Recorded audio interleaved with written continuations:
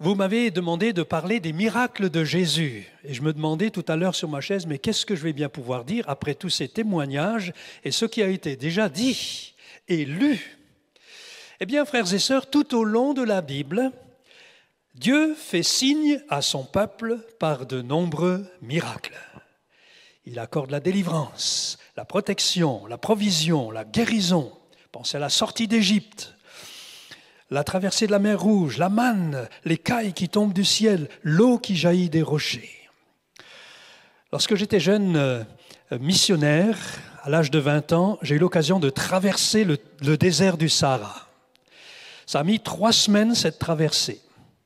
Et j'étais avec Jeunes et sans mission, avec une équipe de responsables dans plusieurs véhicules, et j'étais responsable de la navigation. C'est-à-dire qu'à un moment donné, on traversait un secteur où, de kilomètre en kilomètre, il n'y avait pas de route à ce moment-là, il n'y avait que du sable, et chaque kilomètre, il fallait prendre les jumelles, j'étais responsable, il y avait la carte, ça ne servait pas à grand-chose, mais il y avait tous les kilomètres, soit un piquet, un poteau, un tas de pierres, une carcasse. De temps en temps, vous savez, vous voyez des carcasses de chameaux, des carcasses de voitures, et ça nous inspirait pas vraiment confiance. Et à un moment donné, dans ce secteur-là, il y a une forte tempête de sable qui a modifié complètement le paysage et nous ne savions plus où nous étions. Alors, quand vous n'avez jamais prié de votre vie, je peux vous dire qu'à ce moment-là, vous mettez tout en œuvre pour crier à Dieu. Et on sait ce qu'on a fait. Et au bout d'un moment, 2 petits garçons, vous savez, les Touaregs, les hommes en bleu dans le désert, 2 petits enfants sont venus vers nous à notre rencontre et ils nous ont aidés à sortir de notre situation. Des semaines plus tard, lorsque nous sommes rentrés, il y avait le réseau. Notre sœur Sandra parlait des réseaux de prière, c'est très important. Le réseau de prière nous entend parler de cette expérience, se dit mais quel jour? Et ce jour-là, notre groupe de prière, nous étions en prière. Et quelqu'un dans le groupe de prière avait reçu que 2 petits garçons devaient venir vers vous. Et nous avons prié pour cela, pour que vous soyez gardés, protégés. Et Dieu nous a fait grâce. C'est un miracle qui s'est passé il y a 50 ans. Mais 50 ans plus tard, vous savez, un miracle, ça vous marque. Ça vous marque. Parce que ça suscite la foi, ça insuffle la foi, ça nourrit la foi. Ça ne remplace pas la foi, mais ça vient l'alimenter et vous dire merci Seigneur. À toi toute la louange et toute la gloire. Dans les évangiles, chaque miracle de Jésus explique le sens de sa mission.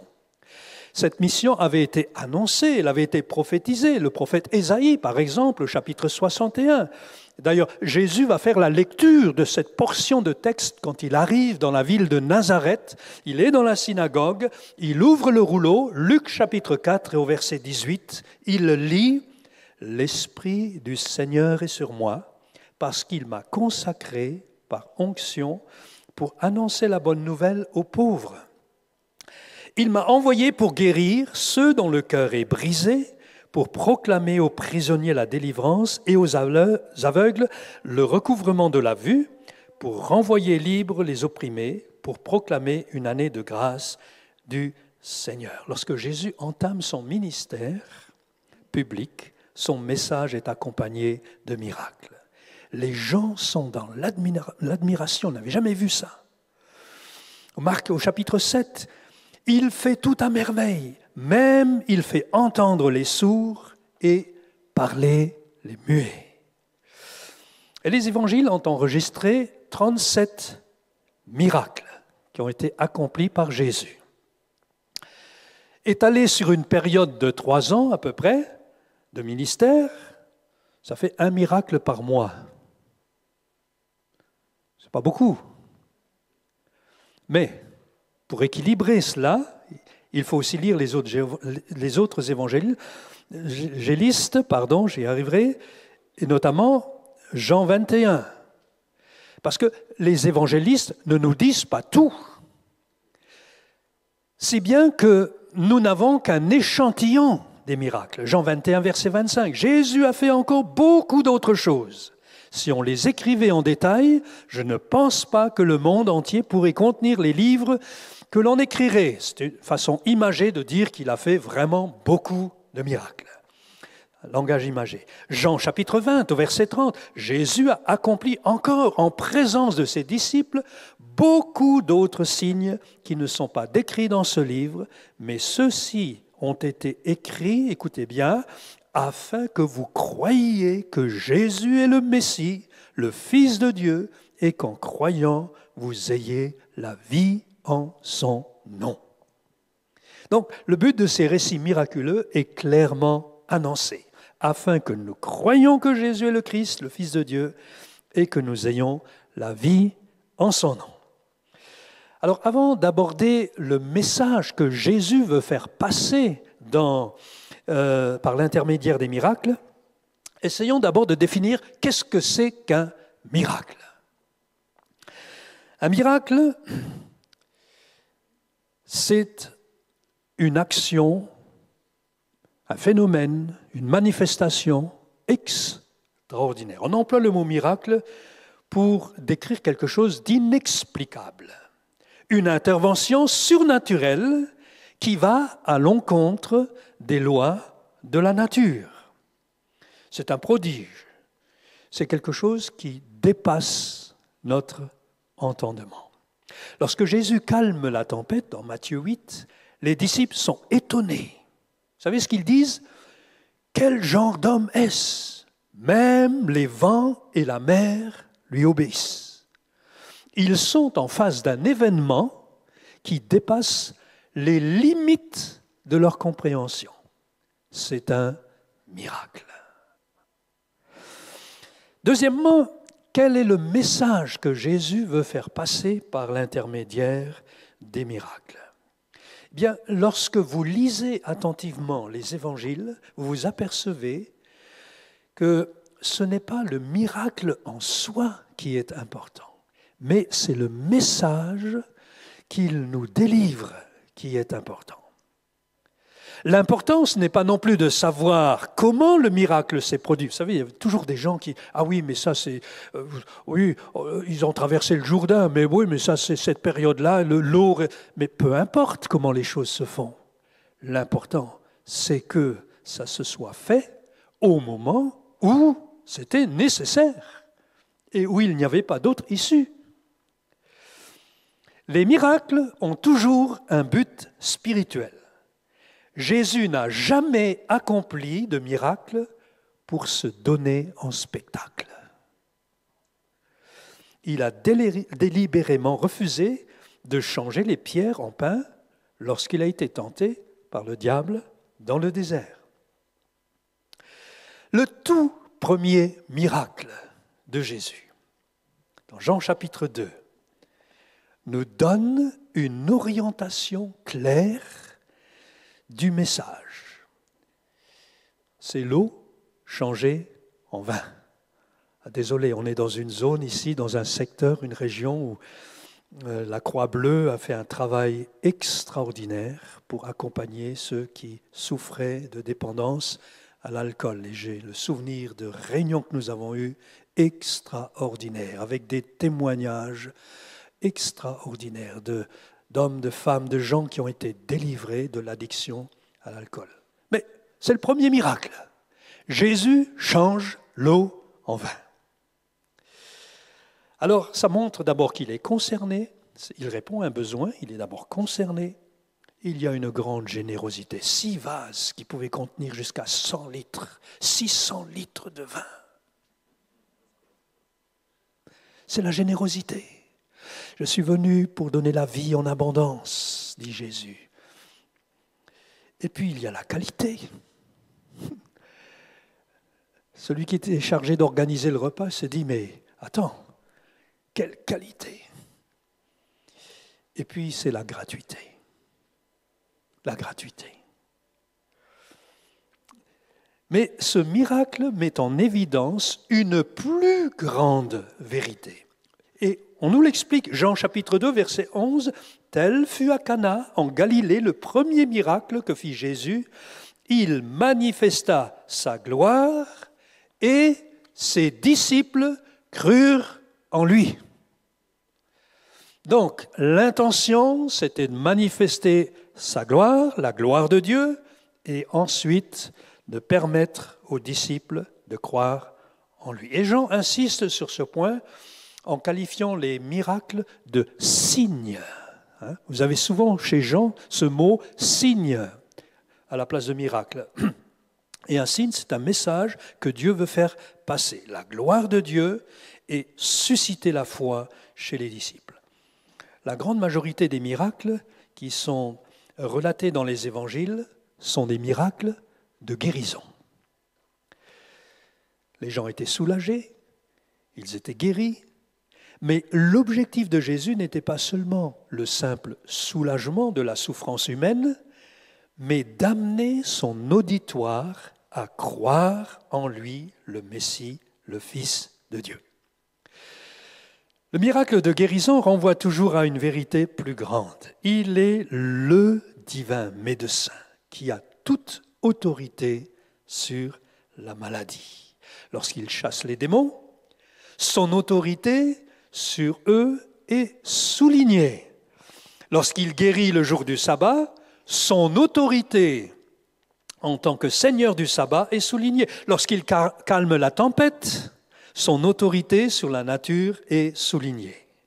Donc, il y a vraiment un rapport étroit entre ce que Jésus dit et ce que Jésus fait, entre ses déclarations et ses actes. Par exemple, aussitôt après avoir dit « Je suis la lumière du monde », on l'a chanté, « Je suis la lumière du monde », dans Jean 8, Jésus guérit l'aveugle de naissance. Il guérit de cécité physique, mais il guérit aussi de l'aveuglement spirituel. Après avoir dit « Je suis la résurrection et la vie », Jean 11, il fait sortir Lazare du tombeau en le ressuscitant. Jésus a le pouvoir de communiquer la vie et la vie éternelle. Et Pierre l'avait bien compris. Jean 6, il dira « Seigneur, à qui irions-nous ? Tu as les paroles de la vie éternelle. Et nous croyons et nous savons que tu es le Messie, le Fils du Dieu vivant. » Alors la foule était intéressée par le pain, la boulangerie là, extraordinaire, le pain qui tombait du ciel. Dans le désert, c'était formidable, ils avaient le souvenir de ces histoires. Et là, Jésus multiplie le pain. Et la foule le suivait pour ce qu'elle pouvait recevoir de sa part. Mais derrière, il y a un autre message.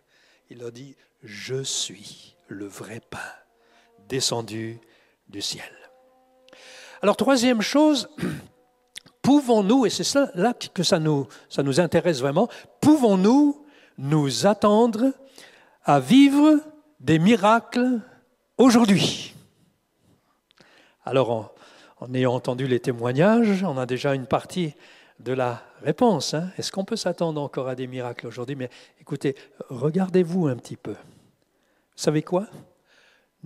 Nous sommes, nous tous, qui avons accueilli Jésus dans nos vies, des miracles ambulants. Des miracles ambulants.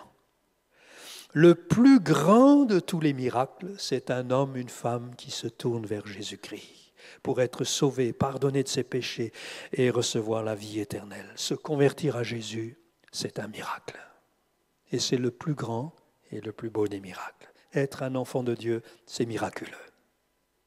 Parce que ce n'est que par l'action du Saint-Esprit, cela a été aussi rappelé dans la parole tout à l'heure, par notre frère Jonathan, ce n'est que par l'action du Saint-Esprit que nous pouvons donner notre vie au Seigneur. C'est lui qui nous attire à lui, c'est un miracle. Jean 15 au verset 7, il y a de la joie dans le ciel pour un seul pécheur qui se repent. Alors les miracles de Jésus nous rappellent qu'en tant que disciples, nous sommes appelés à être des instruments de sa puissance.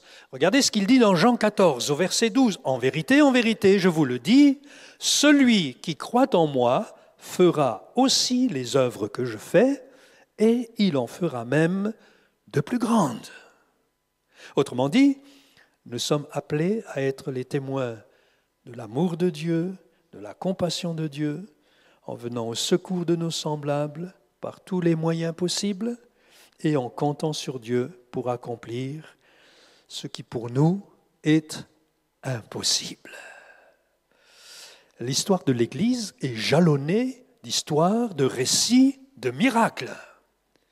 Notre union d'Église, sa réunion en fait partie, notre union d'Église, les Assemblées de Dieu de France, a démarré à la suite de nombreux miracles.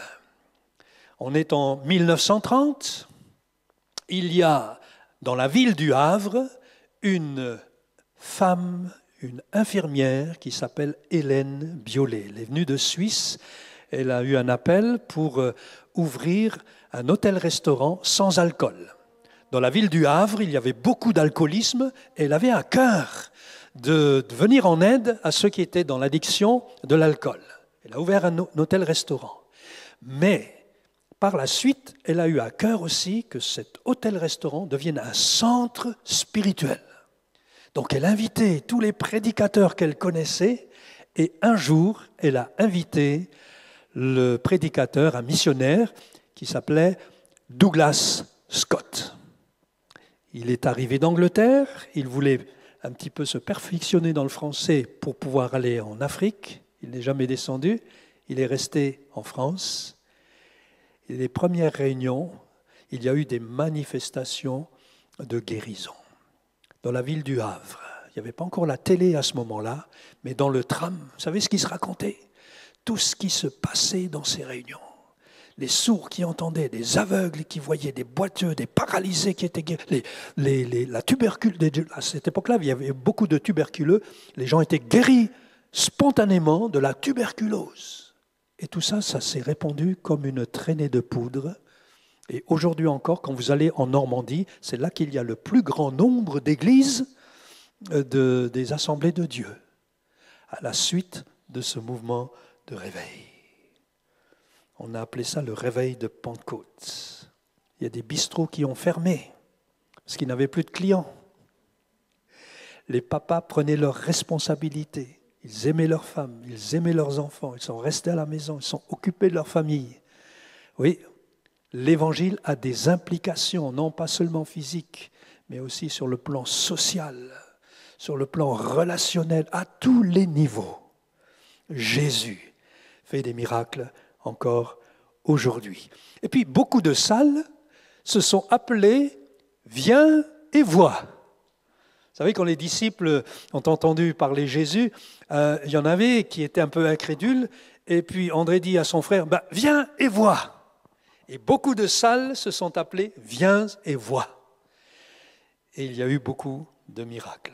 Aujourd'hui, nous sommes dans notre mouvement, dans notre union d'église, nous sommes 850 pasteurs et plus de 650 églises. Le rabbin Evan Moffick dit ceci, « Dieu fait toujours des miracles quand c'est nécessaire. » C'est dans sa logique pour faire avancer son plan. Ce qui est impossible aux hommes est possible à Dieu. Et à Dieu, rien n'est impossible. Moi, je suis organisateur de semaines de jeûne et de prière. Demain matin, je vais partir pour une semaine en Suisse. Je suis organisateur d'une semaine européenne de jeûne et de prière.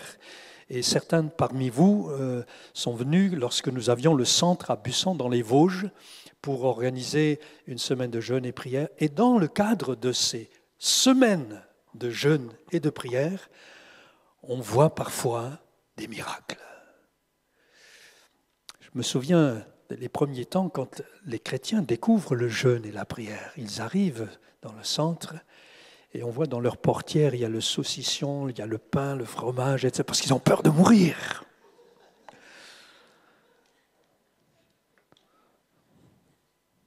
Mais on ne meurt pas. Au contraire, on se prive de nourriture, on boit de l'eau, on boit du chaud, du froid, etc., des tisanes, mais spirituellement, on est nourri. Nourri de la présence de Dieu. Et je peux vous dire, frères et sœurs, qu'il y a parfois une atmosphère intense de la présence de Dieu. Dieu est toujours présent, mais lorsqu'on jeûne et qu'on prie dans l'intention de rencontrer vraiment le Seigneur de manière plus approfondie, eh bien, il se manifeste. Je me souviens d'une fois où les chrétiens étaient venus, on était 200, 250, parfois jusqu'à 300 chrétiens. Quand vous avez 300 chrétiens qui jeûnent pendant une semaine, vous savez, il se passe quelque chose. Il se passe quelque chose. Je me souviens d'une fois, donc, les frères et sœurs se sont installés et au fur et à mesure qu'ils s'asseyaient sur les chaises dans cette grande salle de réunion, ceux qui étaient malades ont été guéris instantanément. Instantanément. Et quand vous voyez ça, vous voyez, quelquefois, je suis un petit peu attristé par certaines attitudes. On en est parfois un petit peu arrogant vis-à-vis du miracle. Mais quand vous voyez un vrai miracle, vous êtes tout petit. Vous êtes tout petit. Parce que vous dites, il n'y a que Dieu qui puisse faire cela. Je me souviens d'une fois, je priais pour une grand-mère dont le dos était complètement abîmé. Alors c'était une après-midi aussi, on a pris un temps. Alors on ne dit pas que Dieu guérit systématiquement, automatiquement, pas du tout. Nous nous attendons juste au Seigneur. Parfois il guérit, parfois il donne juste la force ou la grâce, comme le disait notre frère Roland, pour vivre son quotidien. Je me souviens, j'avais mis ma main sur sa colonne et j'entends encore le son de sa colonne qui se redresse. Et cet après-midi-là était une après-midi particulière. On sentait vraiment la présence de Dieu et les os qui craquaient et le dos qui se mettait en place. Et ce qui m'a frappé, ce n'est pas forcément le miracle en lui-même, c'est ce que cette femme a dit. Vous savez ce qu'elle a dit? Mais Seigneur, oh, qu'est-ce que tu m'aimes, qu'est-ce que tu m'aimes, oh, qu'est-ce que tu m'aimes. Et dans les larmes, elle a loué et remercié le Seigneur. Oui, Dieu fait encore des miracles aujourd'hui. Je me souviens de ce couple qui est arrivé. Cette femme qui était en larmes, son mari l'avait déposée dans le centre en lui disant « Je reviens te chercher et quand je reviendrai te chercher, les papiers sont prêts, on va divorcer. » Et il y a eu, comme nous croyons que Dieu parfois peut parler de manière prophétique, une parole qui disait « Je m'occupe de toi, mais je m'occupe aussi de ton mari. » Alors nous, on ne savait pas pour qui c'était, on a vite compris à la fin. On était en train de ranger, la réunion était terminée, et le mari entre dans la salle de réunion. Et lorsqu'il rentre dans la salle de réunion, il s'effondre, il pleure, il demande pardon à Dieu, il se repent. Et il va trouver son épouse, et ensemble, ils sont dans les bras l'un de l'autre. Son épouse dit « Pardon chérie », lui dit « Pardon, c'est ma faute ». Et ils sont repartis de ce lieu, bras dessus, dessous. Quand deux cœurs se repentent devant Dieu, se demandent pardon et reconnaissent leurs péchés, c'est un miracle. C'est un miracle. Et il n'était plus question de divorce. Les miracles ne remplacent pas la foi, mais ils nous encouragent et nous aident à croire. Et nous montrent que Dieu n'a pas changé. Jésus est le même hier, aujourd'hui et éternellement. Alors Jésus se présente aujourd'hui à chacun d'entre nous comme celui qui peut sauver, qui peut intervenir, qui peut guérir. Celui qui veut aussi nous surprendre parfois. Celui qui prend soin de nous. Dans notre prière, nous devons prendre aussi en compte, je viens de le dire à l'instant, la souveraineté de Dieu. C'est Dieu qui est souverain. Notre Dieu est au ciel et il fait tout ce qu'il veut. C'est Dieu qui fait les miracles, ce n'est pas nous, c'est lui.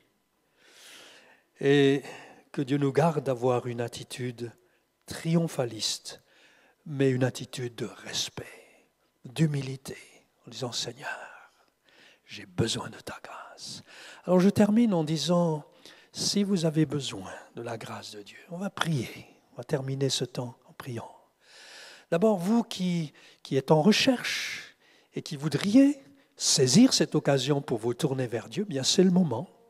Vous pouvez prier dans votre cœur, quand je vais prier maintenant, et dire « Seigneur, je te donne ma vie. Seigneur, je me tourne vers toi. Seigneur, je crois que tu es le Christ. Je crois que tu es le Messie. Je crois que tu es le Fils de Dieu. J'ai besoin de toi. Viens dans ma vie. Je t'accueille, je te reçois. Parce que je sens que tu m'attires à toi et je veux répondre à cet appel. » Puis vous qui avez peut-être besoin d'une intervention particulière, vous êtes dans une impasse, vous avez absolument besoin d'une réponse, d'une solution.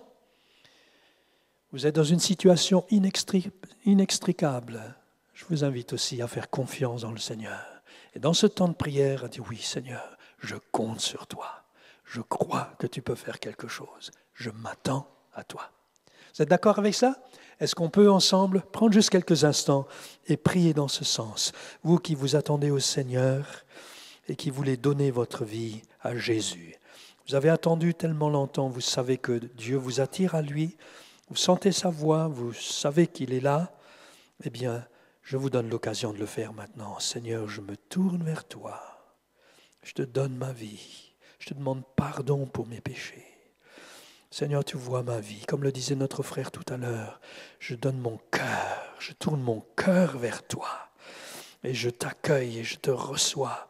Et je crois que tu es mort sur la croix pour moi. Je crois que ton sang a coulé pour pardonner tous mes péchés. Je te reçois, Seigneur, et je te fais confiance pour mon salut et pour la vie éternelle. Et pour tous ceux qui ont besoin d'une intervention particulière, eh bien, Seigneur, je te prie avec mes frères et sœurs. Je prie pour que tu leur accordes la réponse dont ils ont besoin, la solution dont ils ont besoin. Merci pour ton intervention.